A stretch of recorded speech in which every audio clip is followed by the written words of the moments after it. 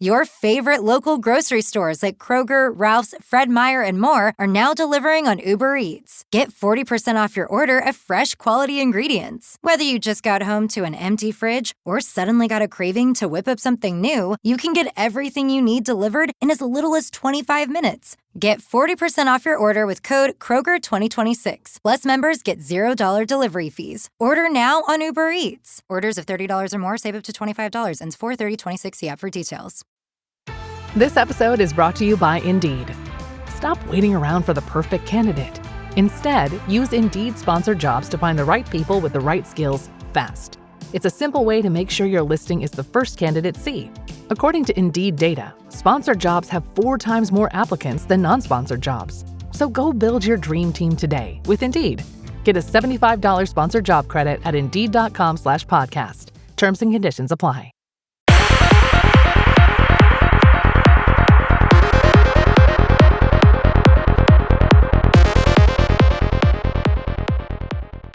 Hello and welcome back to Bit of an Animal with a special episode, Mid-Six Nations. Lots to talk about. On my screen, I can see everybody, but if you're watching this on YouTube, you might not be able to see Tim Nkosi because he's audio this week. But yeah, nice to have Tim Nkosi, Jean and Bryce back. Gentlemen, we've had a bit of a break, and after this episode, we'll have another little bit of a break until URC starts up again. But let's get stuck in on the first topic for this week. The Lions outclassed the Stormers at Ellis Park. You might not be able to see Tim Nkosi, but he's in all of our hearts. Tim Nkosi, you've been looking forward to this game since the Stormers defeated you in Cape Town, to the extent that even Sibusiso, the other Lions correspondent, thought that this game was coming up a few weeks earlier. So yeah, considering you actually gave the Stormers a game at Cape Town Stadium, you must be pleased with this result. I am very, very happy. I mean, we got the shield. It's not the most prestigious of trophy, but it's a trophy nonetheless. So I'm happy. I think it was a good game for us. I can't say much for the Stormers, but Mone van der Berg was just slicing them up. He was doing kick chases. No one, he was on fire. I can't explain how I was so impressed. But then the Bulls played. Then Papir was also amazing. I was gonna say that he was the best 9 of the day, but I gotta also give it to Papir. But yeah, no, it was a good team. It was a good team performance, especially Mahasha. That boy just got into that team and is just doing the most. I think it was also the top tackler for the whole game, and they also scored a try. So I'm happy. I'm happy with the team. It was nice to see some new combinations. I can't say anything else, but I'm happy. Yeah, Siba Mahashe, open side flanker, 21 years old, came through the Lions youth system, played 7 games for the SA under-20 team. So a player that Sibusiso also mentioned a few podcasts ago. Any other particular Lions players stood out for you, Tim Nkosi? I would say Mills is really coming to this position at center, especially now that Henku is on the field and Henku actually, lasted a whole entire game without getting hurt. So I think for me, I would say Henku is really performing. I saw him on and off the ball. When he didn't have the ball, he was also strong on defense. And when he did have the ball, he was causing the Stormers all sorts of chaos. Frankie Horn was also good on this game. He actually scored a try, but decided to pop it to Konya, and then it was a knock. He had it. All he had to do was just put the ball on the ground. He was already on his way, falling in the right direction. So, but yeah, he really performed for me. I would also like to see Renzo more, because I felt like he didn't get called into the alignment camp because he hasn't been playing. So yeah, those are my top players for the game that passed. Yeah, Cornwall playing the whole game. That's quite interesting. Lions winning despite Conrad van Vuren getting a red card. In the lock positions, Darren Landsberg consistently good player. And then Etienne Oosthuizen, formerly of the Sharks, came back last season, looked a bit out of shape, but is sort of galvanized and played much better this season. Bryce, we go to you now. Third loss in a row. Yeah, after a really solid start to the season, incredibly impressive. After that loss to Harlequins in England, you've only won one game, and that game was It's the against Tigers. Leicester Tigers, yeah, at Cape Town Stadium. Uh, is it time to panic, Bryce, or are you keeping the powder dry? I would have said keep the powder dry two matches ago, but now it's actually getting quite concerning because this lineup wasn't even that bad. It was basically a B plus A minus lineup minus Philipse and Inak. So it's quite concerning that our attack has gone so backwards. I mean, geez, I think there was one point where we were two men up and we were seeing Sacha and Yuri run directly into the forwards. So I'm thinking, what's going on here? Like, is it frustration? Have we lost the belief to win or what? Because I don't know. I mean, it's so surprising because that first 8 games, it was like, oh, this team's unbeatable. Now it's like every team seems to know our weakness. I think that it's like it was first the Sharks, and now the Lions, and oof, I don't know. Are the Bulls also gonna pull another one here as well? So I don't know. It's not looking good. It's not looking good at all. What in particular do you feel needs to be addressed? Well, definitely it's got to be the attack. I mean, look, I get, like, I guess our defense hasn't been as good as it was in the first couple of weeks, but I think you at Ellis Park you expect to score more than 10 points. I mean, let's be honest, 10 points when you got such a 10 and Galant at 15. I mean, and you can only score 10 points. I'm not sure. Is it an attack coach thing? Is the leadership thing in the backline? I'm not sure. And Dobbo is not reassuring us with anything because he doesn't seem to bring on the subs early enough. Yeah, Interesting that it's Dobbo played Haaland for the full game, sort of yeah. almost backing him after that shocking decision in the Sharks game. Do you think Haaland redeemed himself despite the loss? Well, I don't know. He hasn't put in a single performance in the last, I don't know, 6 games that has really deserved to be redeemed.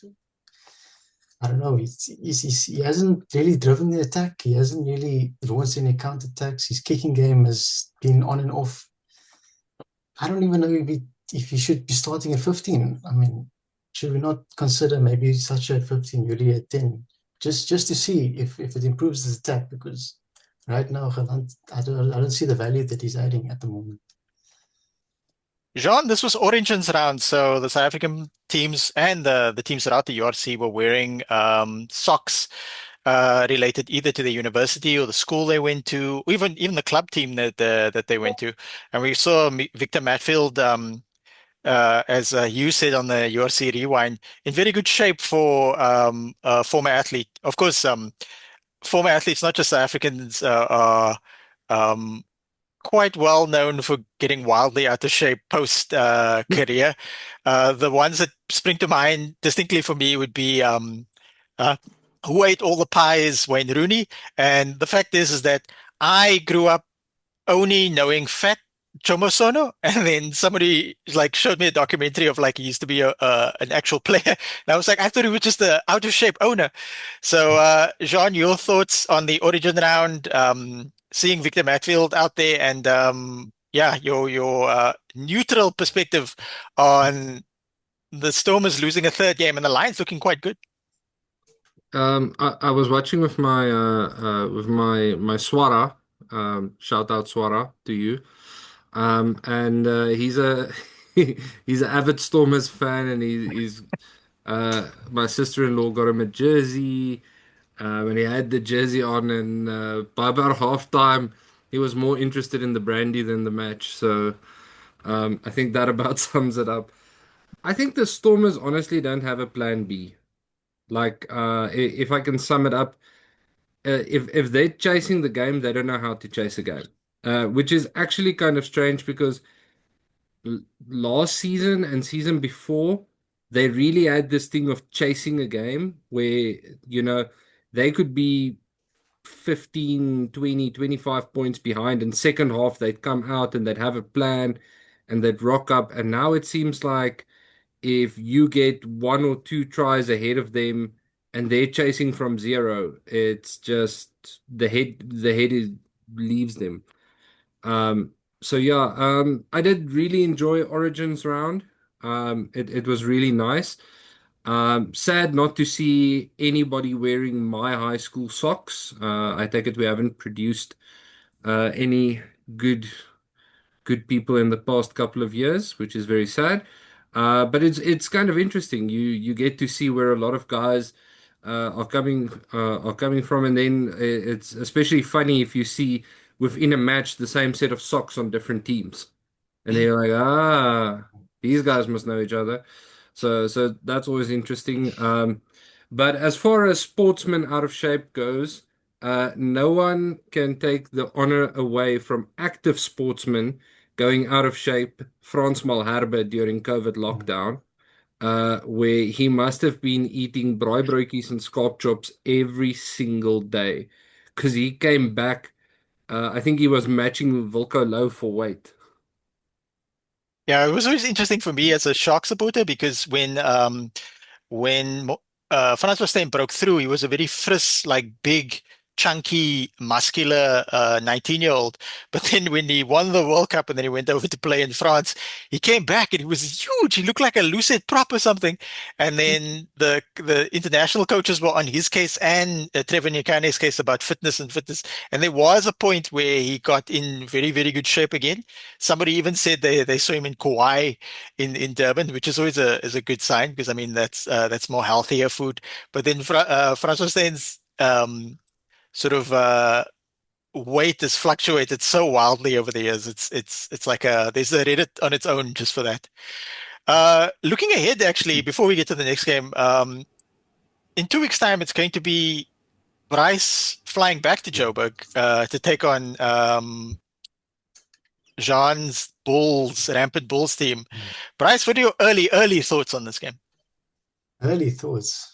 Oof, I hope there's some brainstorming at the Storms because at the moment it seems like the Bulls have figured out how to play rugby now.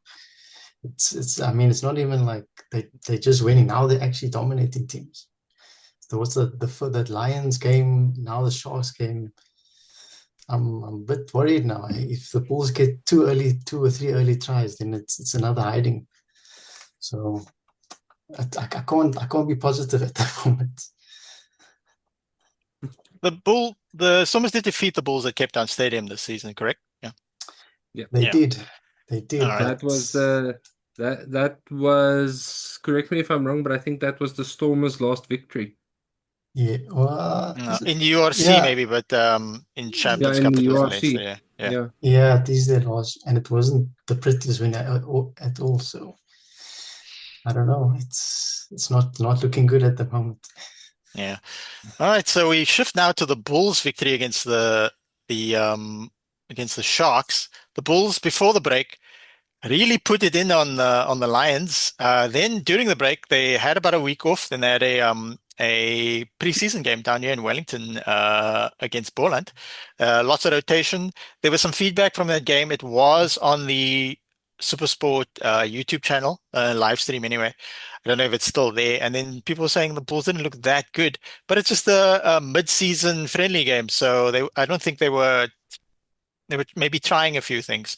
Yeah, so the Bulls look really rampant in this game. Jean, the thing I took from this was like, yes, your attack was really good against the Sharks, but your defense, in terms of like your rush defense, was also excellent. With Foster and Moody at center.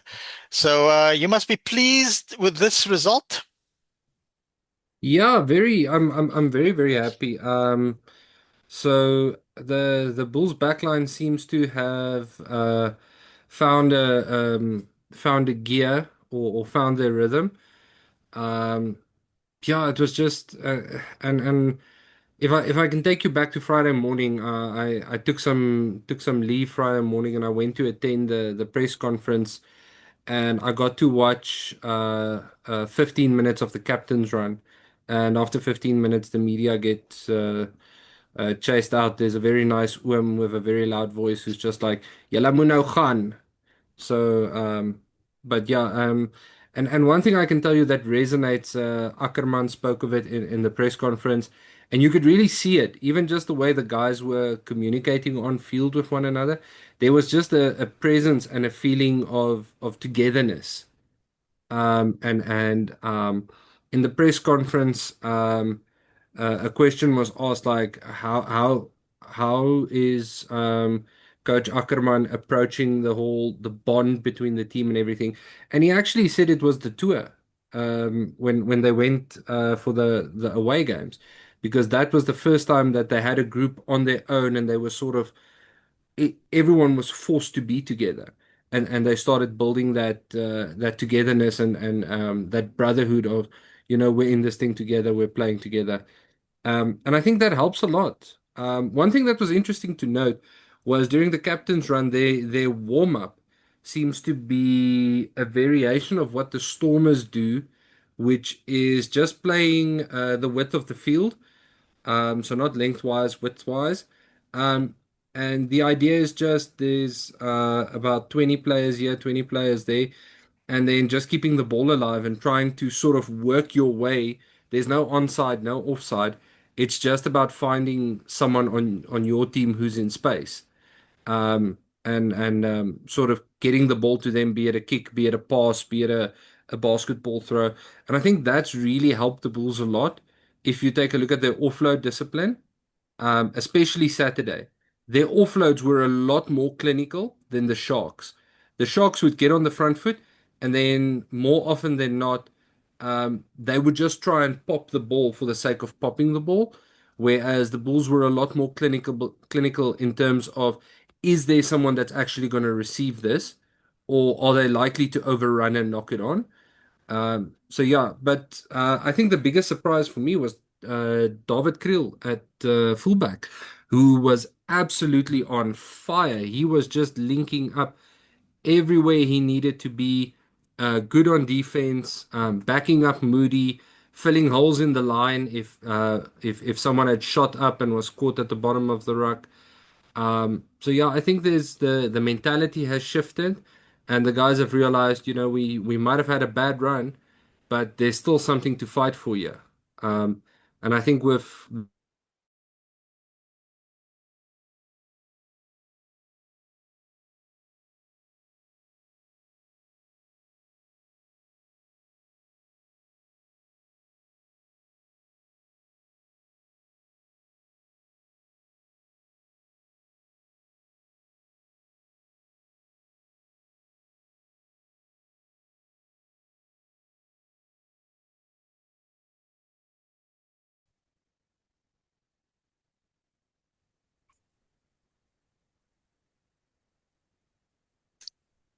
Is everyone back?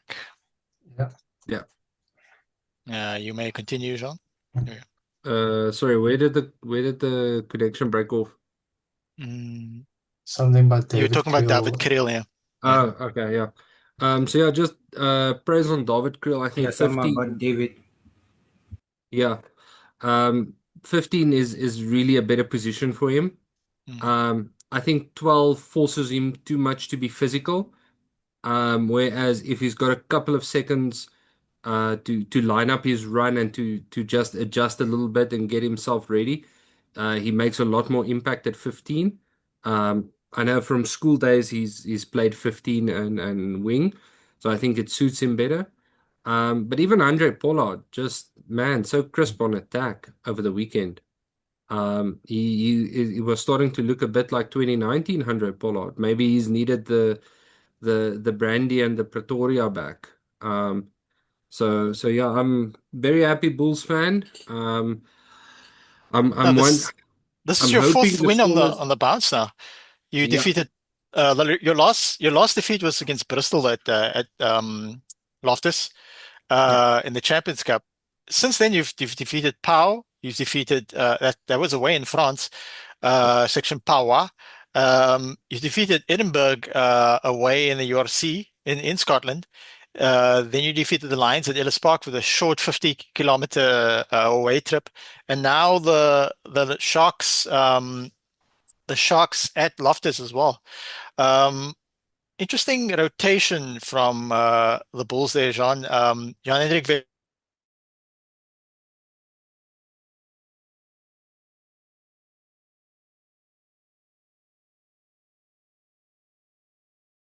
hybrid players, backup hooker on the bench. Interesting that Wilco Low started on the bench and sort of showed up the scrum in the second half when the scrum was creaking somewhat, and then everything sort of worked out. And having Willie Leroux on the bench, it's such a luxury. Yeah, no, definitely. Um I know they're trying to get like obviously they're trying to get the most out of Wilco Low while he's still with us before he joins Bryce's team up there in Cape Town. Um but they did say they want Mornay Smith to spend as much time as possible, or to get as much game time as possible so they can work on things this season while they've got a suitable backup, which sort of makes sense. I mean, if you've got Volko Low, it's nice to play him off the bench. So keep him for when things go wrong instead of sending him on and then you're left with no other choice.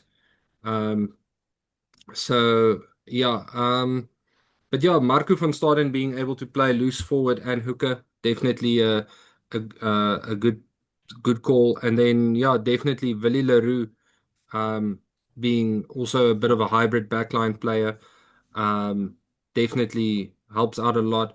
I think the way the bench is being used by the Bulls is starting to come good.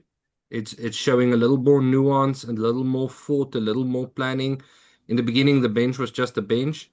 Now it's showing a little bit more forethought, and I'm thinking that they expected a much stronger kicking battle from the Sharks.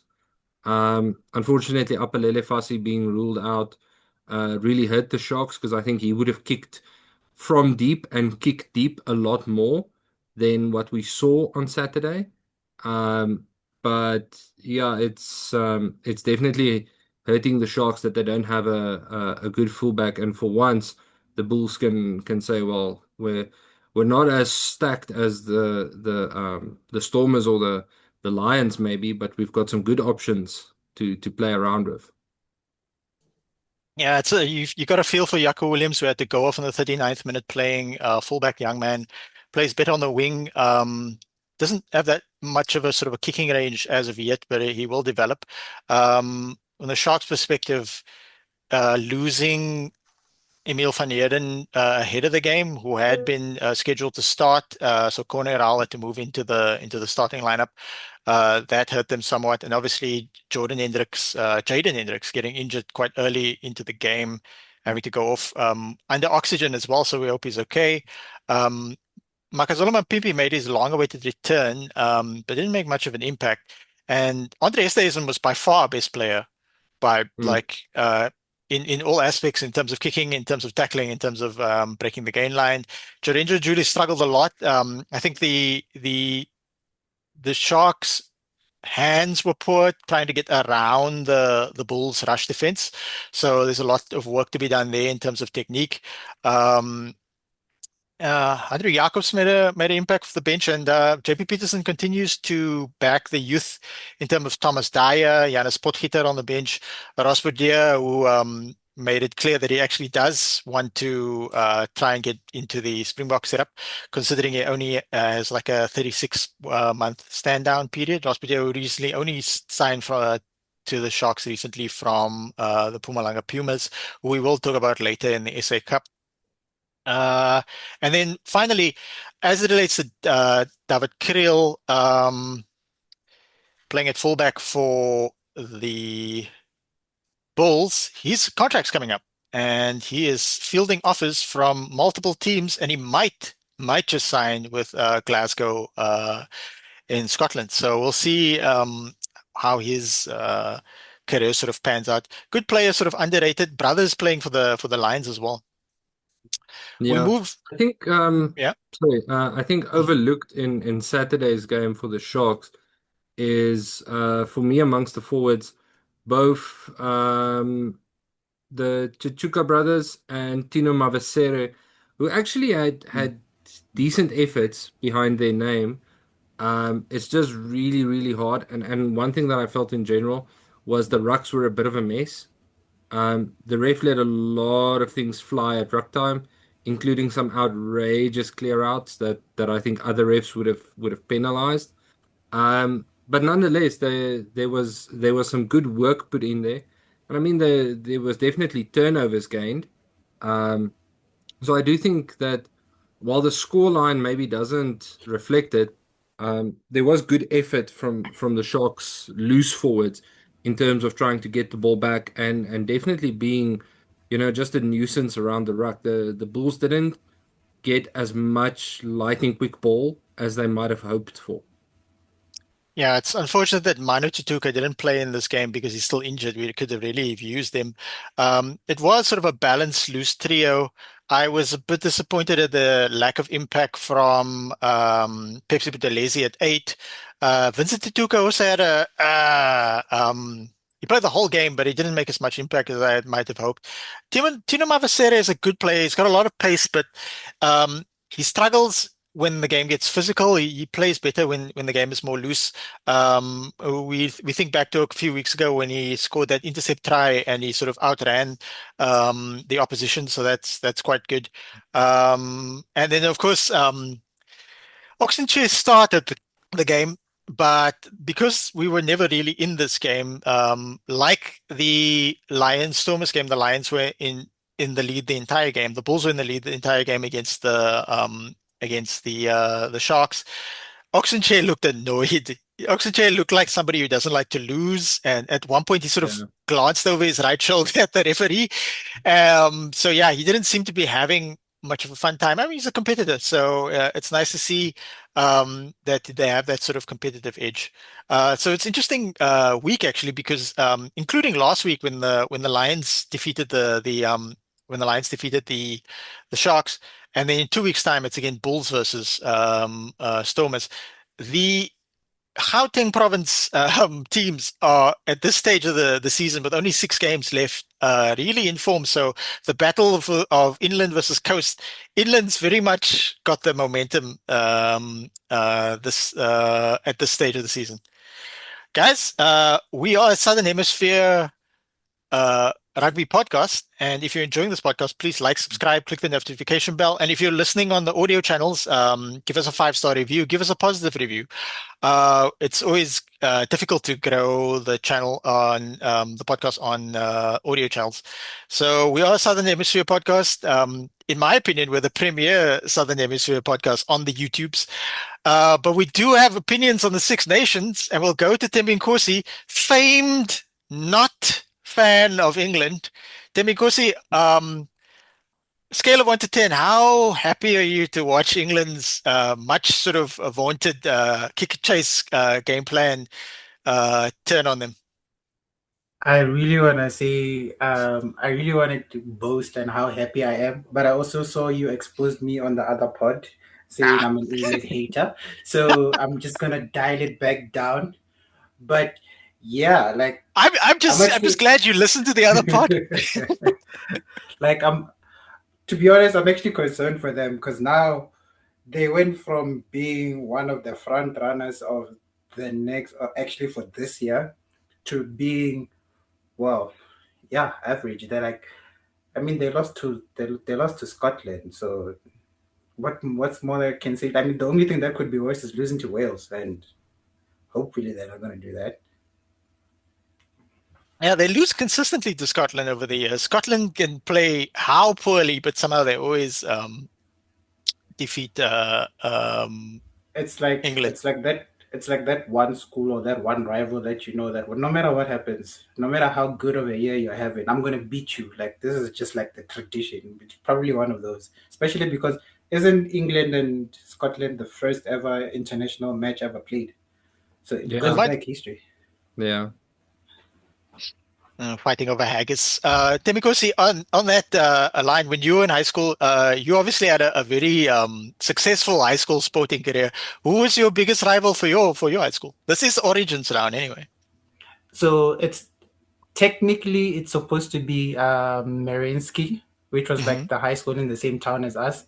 But eventually we got to a point where we're thrashing them every year, like consistently. I feel like my first year at the school at under 14, we beat them like 70-0, and I was like, that is not a good score. But they were our neighbors. But eventually, we went to we. There's this thing I don't know if they still have it. The Classic Clans, where it was basically like who are the two top teams in the province. So PHS became our rival, and yeah, PHS actually put up a fight, but we beat them anyway. So hey, Shout out to PHS. Bryce, we've Petersburg, by the way. oh yeah, Bryce, we've had 3 rounds of Six Nations, 9 games in total. What are your takeaways from this Northern Hemisphere bun fight? Yeah, it's a flipping of the tables there because I think when we did the podcast doing the preview of the Six Nations, I was saying like England is favourites and France is a bit wishy-washy. Now it's like oof, the tables have turned. But the team that surprised me the most was actually Ireland. I think after that Italy game, I was very unconvinced about this Irish team and wondering whether this is the end of Andy Farrell because if he had lost to England and he nearly lost to Italy, I thought maybe this might be it for him. But then they pulled out that performance against England, and now I'm thinking, well, these guys might actually win the Six Nations if Scotland does us a few favors, or England or Ireland a few favors. But yeah, I think the two teams that surprised me the most is Ireland and Italy. I think Italy could have beaten Ireland, and even that France game. Yes, it was 33-8, but I think until like what's it, 70 minutes, it was like 19-8, and Italy was knocking on the 22. So I'm happy for Ireland, and for Italy. Surprised about France, but England, it's like that. It's like remember in 2018. I mean, yeah, 2018. Eddie Jones had that run of losses with England, and then he came to Africa and lost 2-3, and then everyone's like, "No, England is down and out." So I don't think we should rule out anything, but England tends to have a pattern of doing these things of being extremely poor the year before the World Cup, and then come World Cup, they somehow find themselves in the semi-finals. So I don't know if you get what I'm saying here. England Yeah. Yeah, don't you don't gotta hold an peak at the answer. right time, like Jean Yeah, said in a few podcasts away. I think it's also the problem with England is they've gone from one statistics obsessed coach to another statistics obsessed coach in different ways. Whereas Eddie Jones is and if you listen to ex-England players under him, they'll say he's obsessive in terms of he watches what everyone does, contributions to the game and everything. And I think he is so focused on individual metrics, whereas Steve Borthwick is focused on team metrics, and it's sort of you're getting target fixation. Like you've got this target, like if we hit the stats, we'll win the game. And that's gonna be true, but it's not always gonna be true. And I used to always say this thing, and people would look at me weird, and I would say, I could tell when the 2019, 2018 Springboks were utterly dominant in a game because we did not do the same thing twice. If we were struggling in a game, there was zero variation. It was four rucks. Faf de Klerk sends the ball high. We're chasing. Then we're on defense. Then we get a turnover. Then we're going downfield. We're going to maul. And it's the same thing. We maul with the forwards. 8-man maul. But if if the match was starting to open up and we were in the lead, you could see the guys get this like, we've got a bit of license here. We can play a little bit because we're in the lead. Let's breathe a little. Let's have some fun with it. And England, I don't think are in a position to have fun with it right now because they're chasing this metric that if we kick enough, if we tackle enough, if we're doing what all the other teams do to succeed, we'll succeed. And I'm and don't get me wrong, it's worked for them. They nearly kicked us out of the Rugby World Cup. They almost got the match against the All Blacks using this tactic. I just don't think in the long term it's going to get them the victory they want. I think what they truly need is they need a coach who can run the balance between let's take a statistical approach to what we need to do and let's get some flair and some fun in on how we can do that, on how we can be different, how we can be England. Not try to be South Africa with British t-shirts or Ireland with British t-shirts or France with British t-shirts. I think they need to find their own identity, and it can't be stats. It can't be this. They need to, I don't know, they need something to make them different again, if that makes sense. Yeah, another big talking point coming out of the Six Nations is the poor form of Sam Pendergrast. So coming out of the World Cup, Johnny Sexton retires. We go into a Six Nations where Crowley is given the mantle of successor to Johnny Sexton, and they win that Six Nations. But then the one after that, understandably to a degree, Andy Farrell tries to think, look, Pendergrast is a slightly higher ceiling potential because of his attacking flair and that type of thing. So you got two good fly-offs on your books. One for me a bit more well-rounded in Crowley, and then things have not gone well. I don't think it reminds me of like Heineke Meyer pushing Johan Goosen too soon. With teams now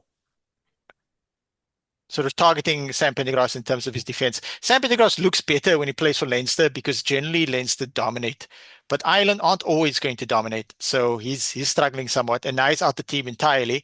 In a sense, I can understand what Farrell was trying and go with like the future, but you got to also ensure that the player that you're exposing within the structure of, and that's the thing I agree with Heineke Meyer. Heineke Meyer would often say, look, if you want a new player to succeed, you got to surround them by as much experience as possible and then slowly bleed players in. We'll see this in football as well. You can't make wholesale changes and expect massive results. You got to find the balance between youth and experience, ability and guile and that type of thing. So I think it's been a big debate, much like sort of George Ford and Finn Smith for England, the sort of Sam Pendergrast, Crowley, who to pick, and Sam Pendergrast not being quite there, and Ireland not adopting a game plan that shields Sam Pendergrast from his clear weaknesses in terms of defense, so that he can sort of flourish as a player. Because I feel like Johan Goosen was given sort of the short straw. Exposed too soon, got a really bad injury, mostly from being run over by Sam Whitelock. And then sort of Heineke Meyer sort of pushing him aside and just going, Pollard's gonna play. And Pollard was a bit more durable than Goosen. So Pollard worked out and he made it to that World Cup. But not everybody is built like a tank like Morné Steyn. So who can play high level rugby. Francois Steyn played inside center at a World Cup. Not even fly off, he played inside center. Inside center is an extremely physical position. We see that with the players we have now. So we'll see how that pans out wholesale. But yeah, in the overall Six Nations, France look really good. Are they peaking too soon? Maybe, maybe not, but they're at least very exciting to watch. I like the fact that France are able to drop high-profile players because of their large player base, almost equal or maybe even better than the South African player base, arguably. Scotland, up and down, they consistently lose to Italy. I remember in Super Brew a few years ago, I picked Scotland to beat Italy. This was when they last played Italy in Rome, and then they lost that one as well. Ireland we covered, England we've covered extensively. Shout out to Italy, they looked really good in the first two games, and then Wales are very much still in a rebuilding phase. So yeah, that those are our neutral. Well, Yeah, you want to talk about Wales, Jean? Wales are the only um, Wales are the only rugby union I think at this point in time, barring is it Samoa, who's ready to drag out the chief executive officer out of office and have a public hearing there in the streets over the weirdest bunch of decisions. I mean, you've got the Swansea City Council ready to sue the executive or the Welsh Rugby Union and the executives for trying to close down the Ospreys. You've got you yeah the Ospreys Ex-Players Association is speaking out. Grassroots Rugby had a emergency general meeting last week Thursday. It's it's insane what's going on in Wales, and it actually it makes you thankful that when we were at our lowest, um, there was so much room for bad decisions to be made, for bad choices to be made, and the strength of character was there to say, no, let's make some really good choices. Let's make the tough decisions. Let's not try and focus on, oh, but this isn't too bad. That isn't too bad. We'll, as long as it's okay, it's okay. Um, I'm thankful tough decisions were made when we were at our lowest and that we didn't end up in the same position. And I do feel for Welsh rugby fans because Wales is a strong rugby country and they are absolutely right to be aggrieved. Yeah. Shout out to super producer Lee and all the other Welsh correspondents we have here in the broader Global Gainlines w- rap extended cinematic universe. Yeah, it's weird. They've fallen so far from the days of like getting ants come over from New Zealand and Halfpenny and George North sort of dominating and bursting through. But I think given time, they'll bounce back. W- South Africa, the On the a number one on sport in a South wild Africa is note, football. The number one sport in Wales is rugby. So hopefully they'll pull themselves back up. Then, you got some thoughts on our Welsh colleagues? this is going to be an unpopular opinion, but do you know who I actually like blame for Wales' kind of like downfall? I Gatland? think Wales, not necessarily the coach. I think when they lost, is it Emmets when he went to try football? Oh, I think he was supposed to kind of be like the next. I think the next icon as like for Wales rugby. And when Hmm. he left, no one kind of like felt fair and filled that gap. So I'm looking at it like this: if you don't have players that you look up to, probably people in lesser grades don't actually have that feeling that they can actually do it because they don't have like an example. So I kind of Hmm. felt like when he left and went to football, there was like a certain decline. I'm not sure it's related, but this is just my observation. Yeah, that's Yuri Zamet. So he went to go play gridiron NFL football for a bit. He has returned and he's in the Welsh team, starting on the wing. His game has evolved somewhat. I think maybe because of the training and that type of thing. He's still very explosive, but he's a bit more push through contact type of thing. So yeah, very very talented player. Now plays for a team in England. I forget which team. I Gloucester, think he isn't it? Oscar Bath. did he join Gloucester? Not Bristol, because we were seeing him at Ellis Park. Guys, we move now on to um, a very exciting development in South African rugby.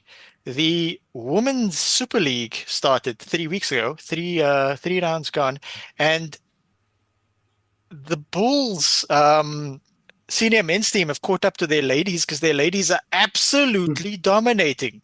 The Bulls Daisies, the only fully professionalized team within the Super League One. There's a Super League Two as well below this. So these are the eight um, top women's teams in the country. I had the the privilege of watching Western Province at City Park defeat the Sharks. Western Province look really good. Their ball in hand is excellent. Their players are very enthusiastic, including the injured players in the stands who were shouting throughout the game for their colleagues. So it's very good, which actually sets us up for a top of the table clash this Saturday in Bellville, where Western Province will be hosting the Bulls Daisies. What's also worth noting is that Eastern Cape Rugby has been struggling a lot of late, but their women's team is really good. Are they as good as the fully professional Bulls? No, but with the resources they have, they're doing excellent. The Boland Dam is also playing quite well. Free State women's rugby got one win. Temikosi, your Lions women's team has one or two women's Springboks in it. And then down at the bottom, the Sharks, the women's Sharks team, which I saw play live, they've got a solid team. They've got one or two women's Springboks, including Zulu. The game I watched, they had like they almost put their biggest forwards on the bench for impact. That was kind of interesting. And then the Border Ladies, another Eastern Cape team, might not have won any games just yet, but they've shown some spirit. And I've watched some. All these games are mostly, you can find most of them on YouTube. Jean, your thoughts on your women's team dominating? Yeah, I'm very happy. Very, very happy, and I'm very proud of the ladies. There's a lot of effort going in there. And I'm glad to be, how can I say, the correspondent, the person responsible for reporting, the person responsible for nerding out, in regards to SA's first professional women's team. And I'm hoping that the expectation is there for for other franchises to do the same, or for other unions to do the same. And I know it's women's rugby is growing massively, but with tight belts all around, I know it's not easy money wise. But yeah, I'm hoping we can see maybe DHL Western Province or Western Province, and one or two other teams also go professional, or at least semi-professional.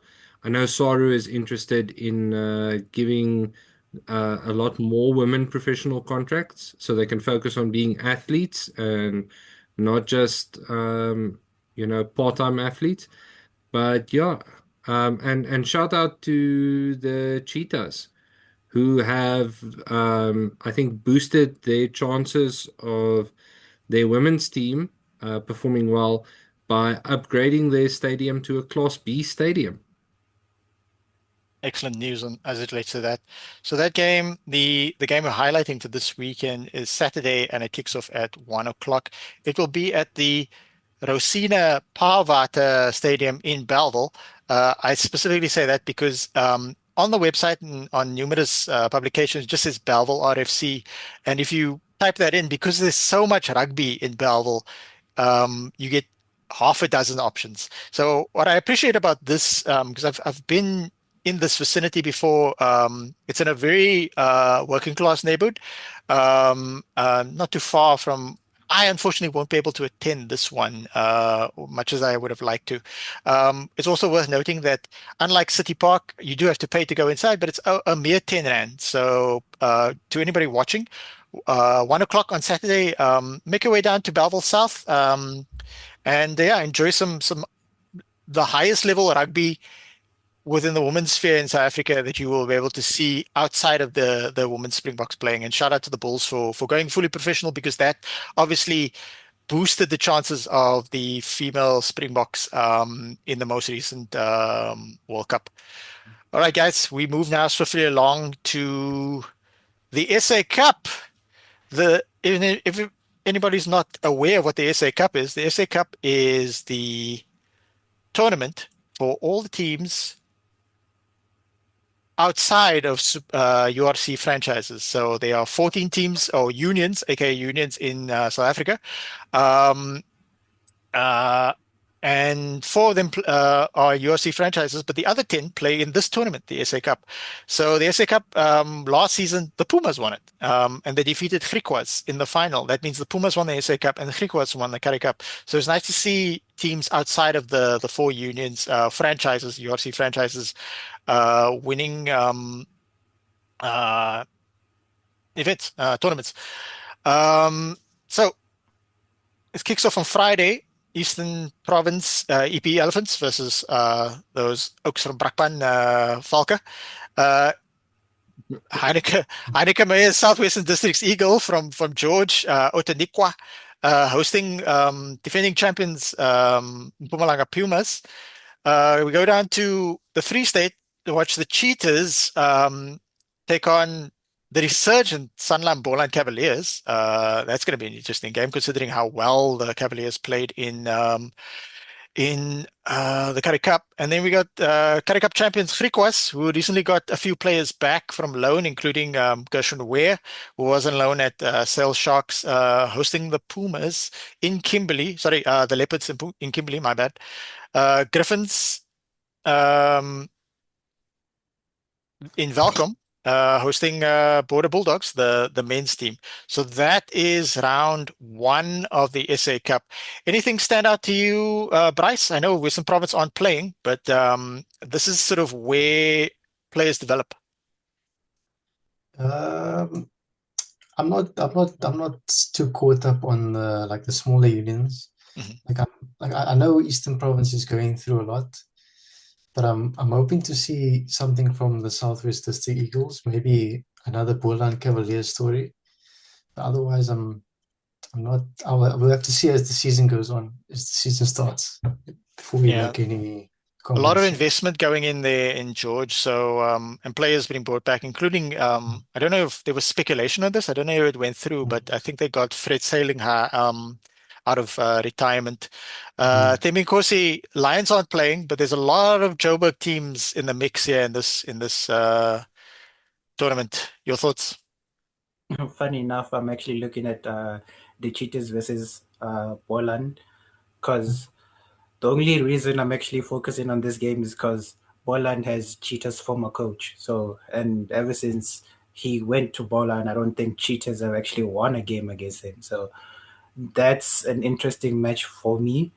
I'm also interested to see how the Pumas will I'm actually seeing what the Pumas will do this year. I'm assuming they want to defend their title since they couldn't get the Currie Cup. So I'm assuming that they're going to come out a little bit strong. It will be interesting to see if the Griquas can take their Currie Cup form over to this tournament. But yeah, I also heard, I'm not sure if it has been finalized. I heard that the Griffins were expecting some sort of investment or new ownership of that sort that was going to help out the club. So I'm not sure if that actually went through, but it would be interesting to see actually who from. I'm actually trying to see who's going to be like the top four, because it seems like there's like about 5 teams that can actually make the Currie Cup this year. So yeah, it's going to be interesting to see who actually comes up on top. Yeah, because it's important to note that if the teams that make the playoffs for this tournament, top four, so they're going to semifinals, finals, but they making top four as well as the playoffs also puts you into the Currie Cup Premier Division along with the other four URC franchises. So the standout likely favorites would be defending champions Pumas, defending Currie Cup champions Griquas, and then after them, resurgent Boland. Cheetahs to an extent. I mean, they didn't do too well in the Currie Cup. So those are the four teams. Jean, do you think any other team might sort of pull off a surprise, considering how much investment's been done in George? It's possible. I think first round, if you're gonna do it, it'll be your first round or your fourth or fifth round in the competition. First round, you're coming in hot, you're blasting, everyone's excited, a lot of excess energy. Your second round, your third round, the energy sort of dies off and you're finding out the realities of the competition. So yeah, I definitely want to say it's possible. But against guys like the A-League Pumas, who've got a pretty established squad, Cheetahs, Cavaliers, and especially the Cavaliers who'll be licking their lips after last year. They they had a fantastic run last year and they got very, very close. So I think it's definitely going to be a tight competition, but we're always happy for an upset. Upsets is why we love the game.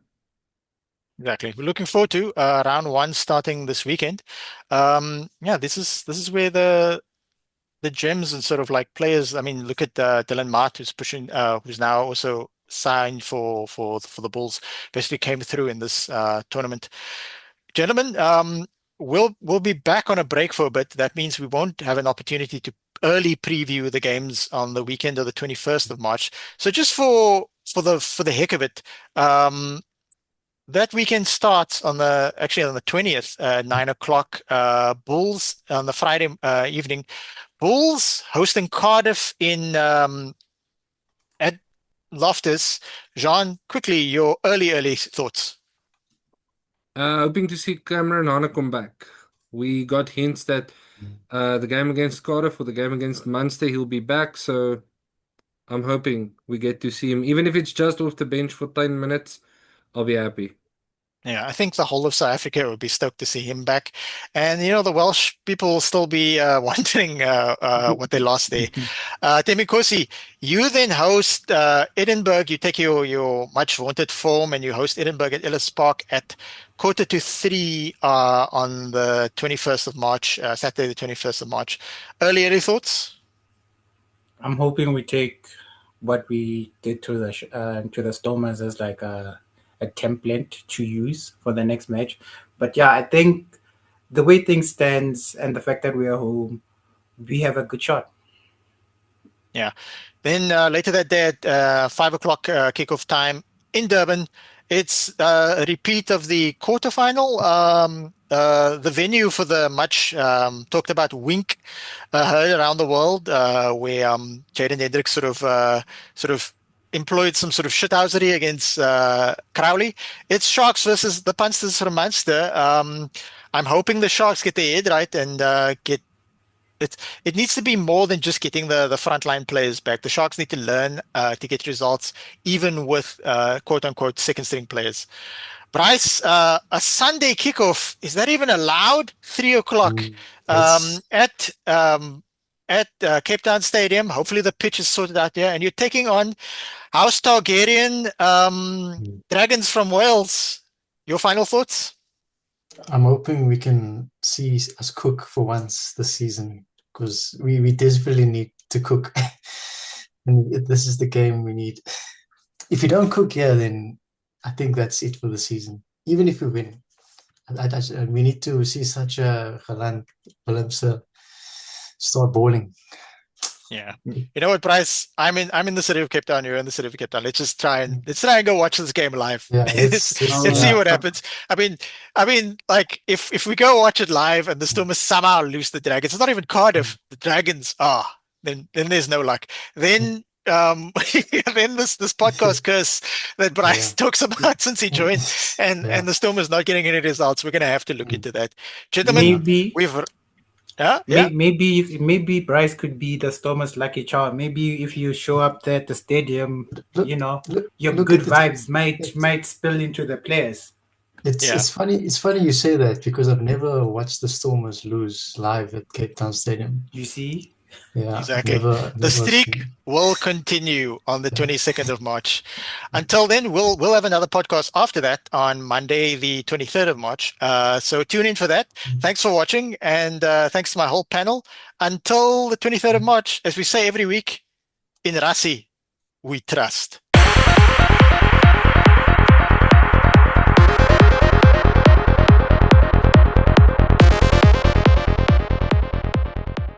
Ryan Reynolds here from Mint Mobile. I don't know if you knew this, but anyone can get the same premium wireless for $15 a month plan that I've been enjoying. It's not just for celebrities, so do like I did and have one of your assistants switch you to Mint Mobile today. I'm told it's super easy to do at mintmobile.com/switch. Upfront payment of $45 for 3-month plan, equivalent to $15 per month required. Intro rate first 3 months only, then full price plan options available. Taxes and fees extra. See full terms at mintmobile.com.